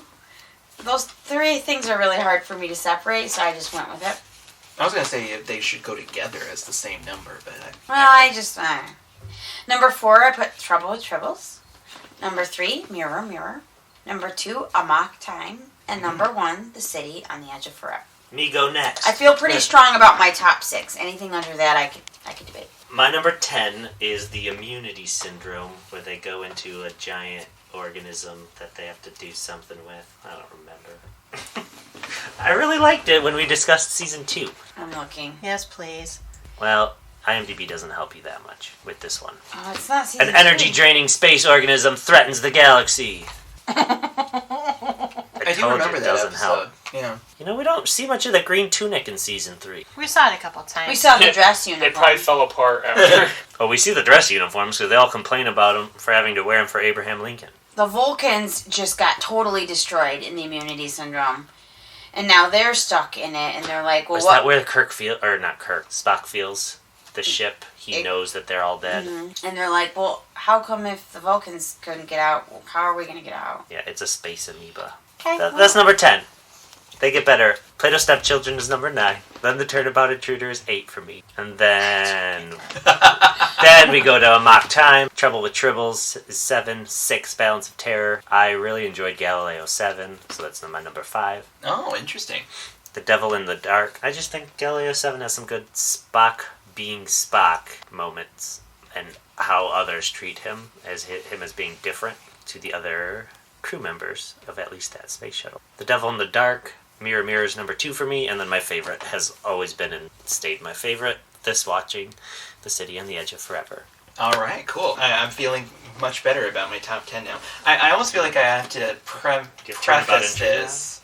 I almost feel like I have to preface this with the idea that when I was choosing my top 10, I purposely felt like I had to make it representative of the series as a whole. So I feel like there might be some episodes on here that, even though they're from season 3, and there's a part of me that's like, well, maybe they're not they are my favorites because they're on my top 10, but I wonder if I was somewhat biased in thinking like, oh, I have to choose some episodes from every season, which is what I did. Because number 10, and the more I think about it, I don't think I mentioned this as one of my favorites from season 2, so it's kind of weird that it's in my top 10, but it is, because I was thinking to myself, oh yeah, I love this episode. Metamorphosis. The episode where Zephyr and Cochrane is stranded I on the mentioned planet. that one. Mm-hmm. Not in my top, but as an honorable mention. Yeah, and I can't actually remember what I said as my top 3 of this season 2, but I don't think that one have a got spreadsheet? mentioned a lot. I have a Google Doc. But thinking back on it, I was like, oh man, that's an episode I have watched more than once. I feel like if I've watched it more than once and it's memorable, it has to be in my top 10. So that one, The Cage, I put at number 9, because I think that just sets the everything in motion. This is what they originally wanted for the show to be, and I think it has a lot of idealism in it that might get lost a little bit. Number 8, I put Day of the Dove. I think that's one of the better Klingon episodes, in my opinion. I put Tholian Web at number 7. Space Seed. No one has mentioned Space Seed. I put number 6. I mentioned it as one of my top 3 So in mine. season 1, and it's on my list. Too. I really mentioned it in season 1, but then I I forgot. mentioned it as me not enjoying it as much as I remember this time. Its legacy. I think I like its legacy more than I like it. But Okay, no, I can see that. But the more I think about it, I think of it as I like the character and the way it's presented in that episode. I like the idea of the character changing from that episode to the movie. And I put number 5 as the empath. I actually think that episode was amazing. 4 was All Our Yesterdays, another season 3 episode. And I put Mirror Mirror at number 3. I think that's like a classic example of not just a legacy episode, but just great plotting and the way they brought in it's like, oh, you wouldn't have to do anything about what was originally happening in the real timeline, quote unquote, but they did, and they did it well. And my top 2, The Doomsday Machine, I will defend that episode to my dying day. And I thought my number 1 was going to be really cliche, but it's the same as everyone else. So far, it's the same as everyone else's, The City on the Edge of Forever. It's the epitome of Star Trek right there. I really enjoyed the Doomsday Machine. I don't know why you feel you have to defend it. I don't know, I felt like there was conflict on that one, but maybe I'm wrong. The conflict you generated because I put it as my honorable mention and you were guffawed by that because you feel it should be better. Okay, there we go. I remember there was a conflict. Oh well. That you started.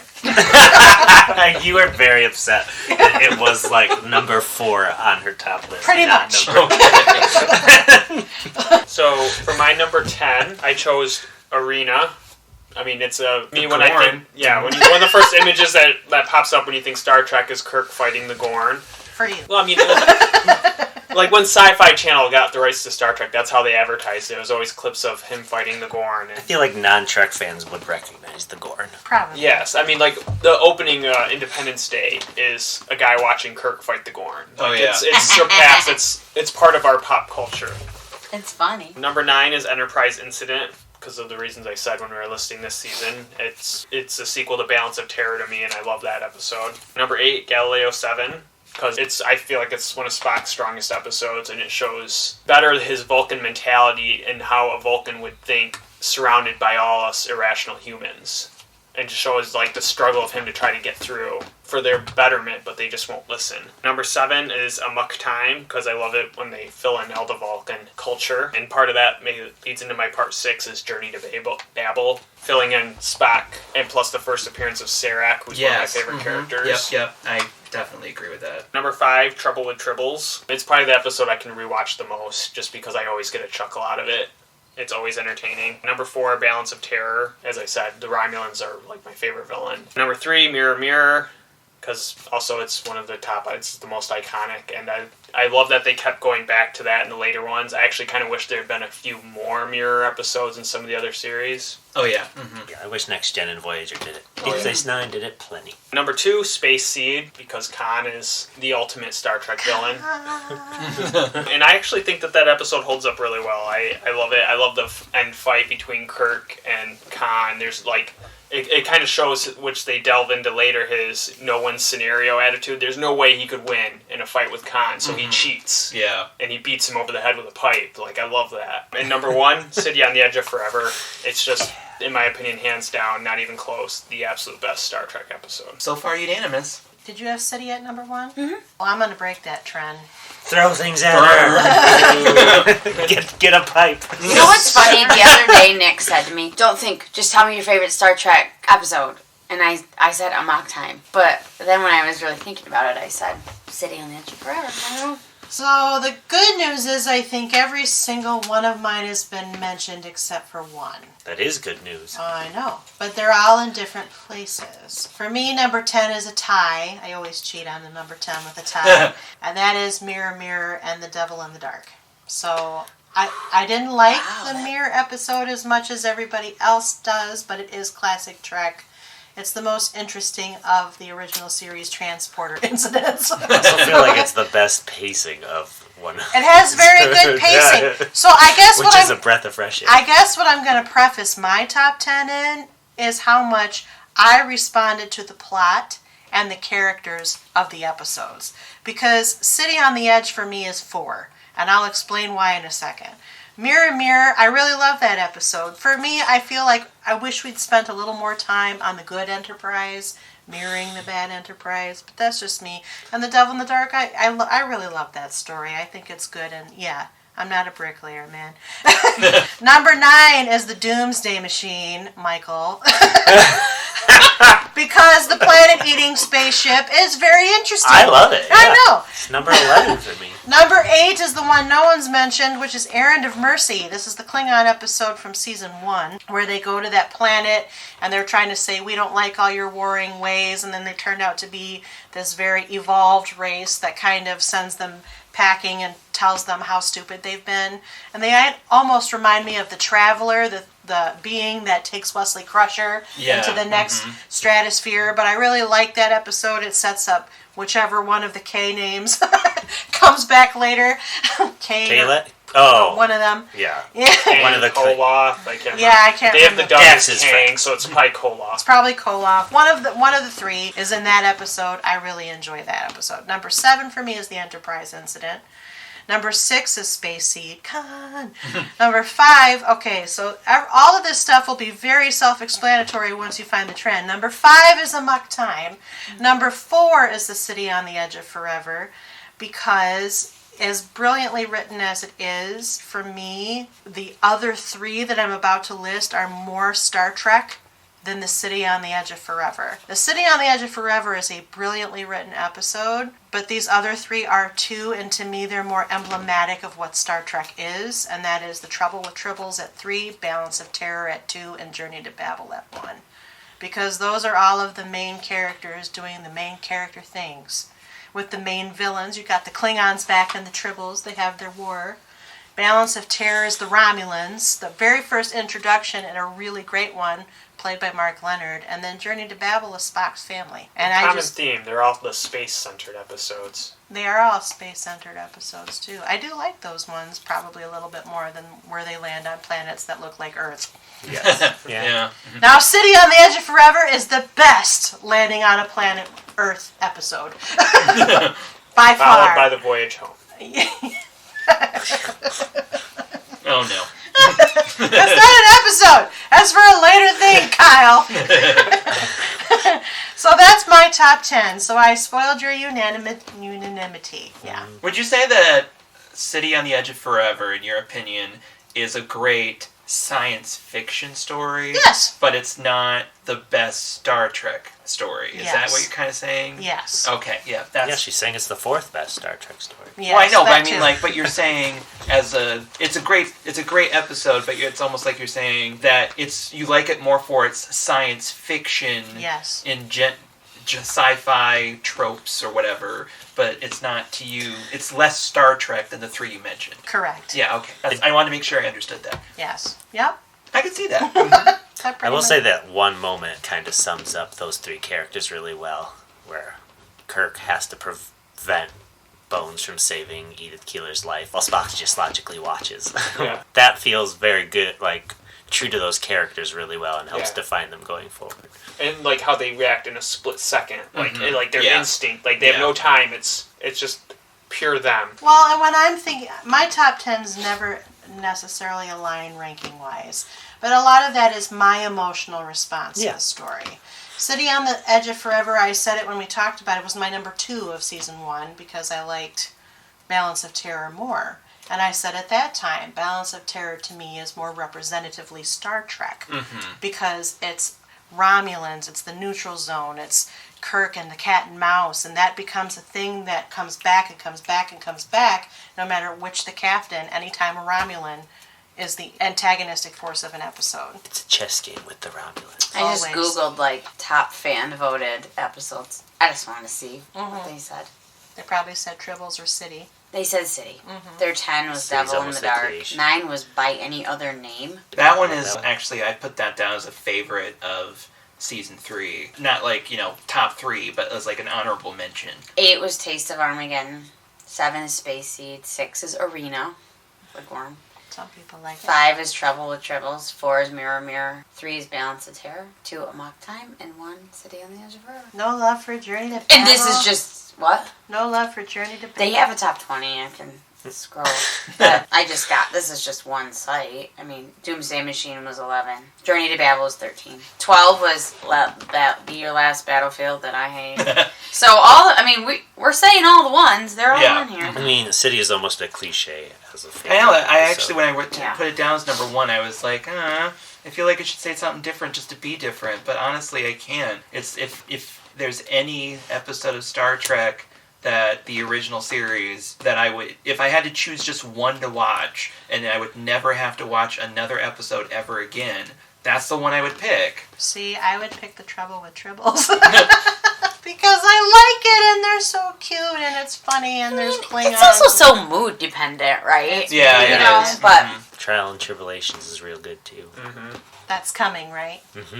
So, we did our top 10 and bottom 10, so we have actually completed our review of Star Trek The Original Series. Is there anything else you'd like to say about the original series, the proper seasons, not the cast coming back in movies and all that business? I can't wait to talk about the movies. Oh, Yeah, Me too. I think we're going to have a lot of fun things to This say. is an iconic show that in a lot of ways stands up to the test of time and in a lot of ways doesn't. So it's something that I'm glad exists and will always revisit. But, there's some things that make it difficult to watch. So I'm excited for the movies because I really love the characters and relationships that it sets up. And I love the universe so much that it The continues. movies are pretty much perfected, given the budgets it deserved. Except for and 5, but we'll talk about that. Just saying. Yeah.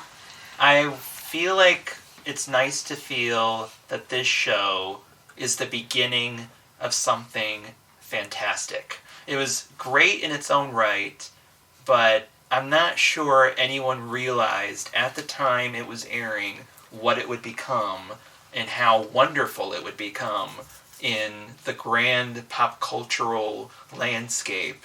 It was just was it Sunday or it was a weekend show that Friday. Okay, so it was a Friday night show that was in color, and I'll just sit down and watch it when we don't go out. It was just kind of there, but it sparked something in a lot of people that were watching it, and that spark becomes a huge fire of wonderful things, and I cannot wait to find out what we have to say about it.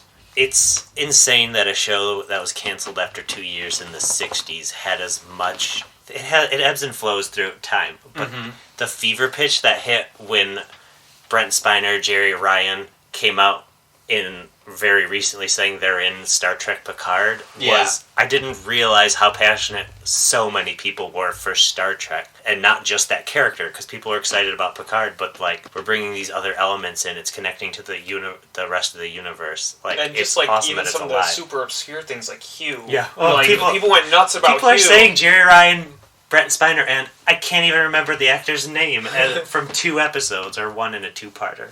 He was actually at the convention, or not the convention, but they were doing some sort of Star Trek, some sort of fan convention of some sort, and they were talking about Star Trek Picard coming out, and he was there with Jerry Ryan and Patrick Stewart talking about the new show. So he's a big deal amongst some fans and this show. Now we need to find out who that actor's name is. Yeah. But I think the point is, this series, for what it was at its time, birthed something completely unstoppable at this point. It's a universe that expands beyond the scope of our wildest dreams, and this podcast panel may exist until we're all old. In perpetuity. When podcasts have long stopped being cool. We'll be the hipster podcast still talking about Star Trek. Yeah, we're going to have to tag in, Vanessa and Jack and Eli to, take over for us at Pretty some much. point. It's like when we see Voyager in the future. Yeah. Anything else you want to say about Star Trek, the original series? You should watch it. Anyone that has never actually thought to watch it before until listening to this episode, possibly. And if you're leery of watching all of the, 79, 80 episodes, pick a couple from each of our top 10 lists. Just do our list. Yeah, we've made good recommendations. And watch some of the really bad ones, because... They're funny. Watch Cat's Paw around Halloween if you're drunk. And Drink responsibly, be over 21. yeah, that's a good place if you're at 21 home. over. I'm telling you, there are some episodes in that bottom 10 that if we ever want to do the how did this get made of television, there are some great episodes in there that would be really good for that kind of a podcast episode. All right, Michael, you get on that dramaturgy and get back to us. Okay. Okay. Just live long and prosper, y'all. Live long and prosper.